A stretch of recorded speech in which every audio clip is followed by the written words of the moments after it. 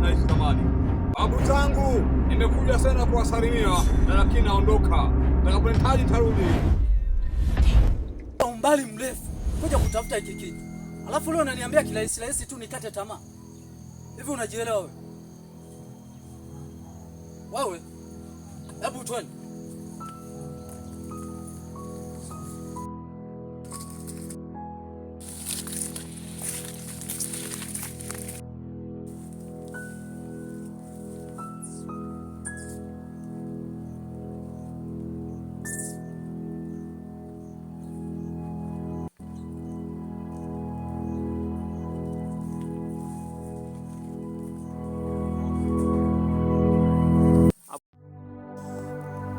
Nasikia kama dalili za watu kupita hapa.